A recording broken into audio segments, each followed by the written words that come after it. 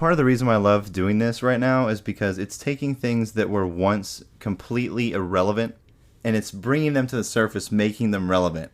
And this stuff is cool in my opinion. So, hey, we're going to talk about ASF factors, another huge change to the Title 12 rulebook, which, by the way, Title 12 is the banking sector. Very, very relevant to the situation. And the part or the section of this rulebook is entitled Liquidity Risk Measurement Standards and Monitoring, which last time we discovered that the monitoring part, they literally just added in. So let's go ahead and take a look at an ASF factor and what that is.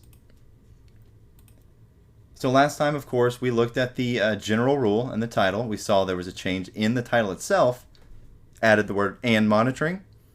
Then we looked at some new definitions and some old definitions as well. So now let's get into ASF factor, right? So what is it?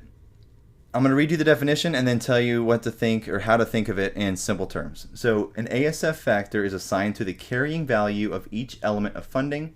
And ASF factors range from 100%, meaning that the funding is expected to still fully be available in more than a year, to 0%, reflecting that funding from this source is unreliable.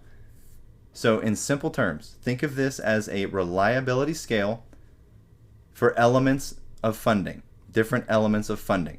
And this is talking about the broad banking sector when I use the word funding. So variety of different meanings for that word. However, this category of this rule is breaking down the different thresholds, being 100% versus 50%, and telling you what makes certain funding fit into each threshold. So another term you're going to hear is NSFR, regulatory capital element, and NSFR liabilities. Now all that is the NSFR is a bank requirement to maintain stable funding profile in relation to the composition of their assets and off-balance sheet activities.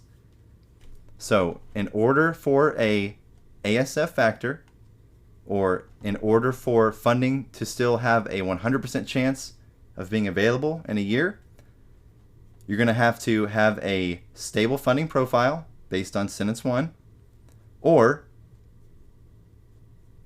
you can also have a liability, but it has to have a maturity of 1 year or more from the calculation date.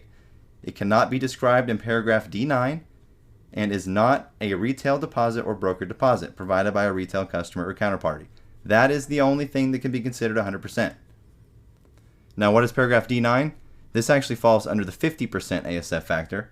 So an NSFR liability owed to a retail customer or counterparty that is not a deposit and is not a security issued by the board is a 50%, or there's only a 50% chance it would still be available in a year. So it's crazy to see them making these adjustments as we're living through all this, because this is FTD related. That's what they're relating to. Or in other words, things they don't own, like short positions. Now, NSFR liabilities assigned a 0% ASF factor, meaning there is a 0% chance funding will be available, is assigned by one of the following qualities.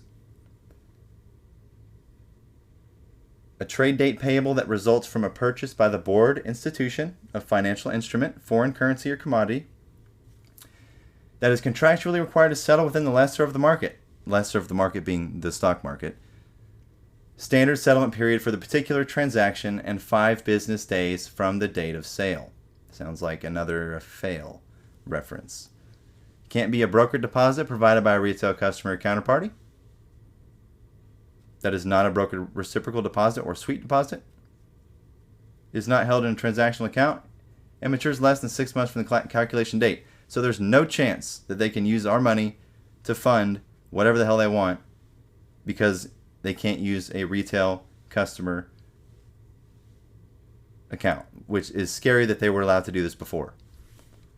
It can't be a security issued by the institution that matures less than 6 months from the date.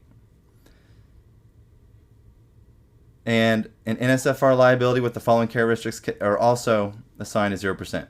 The counterparty is a financial sector entity, a consolidated subsidiary of a financial sector or a central bank.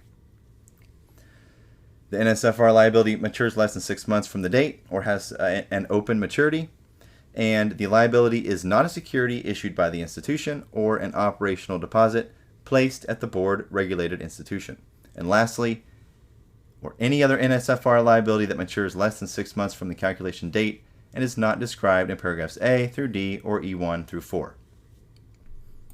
So there you have it. Those are a lot of changes to the banking sector. And again, look at all this. So there's a lot to break down here, but I'm loving what I'm seeing so far. A lot of accountability starting to happen. So we'll see. Hopefully it's not a backdoor. You never know with these people. I'll keep explaining as I go through them.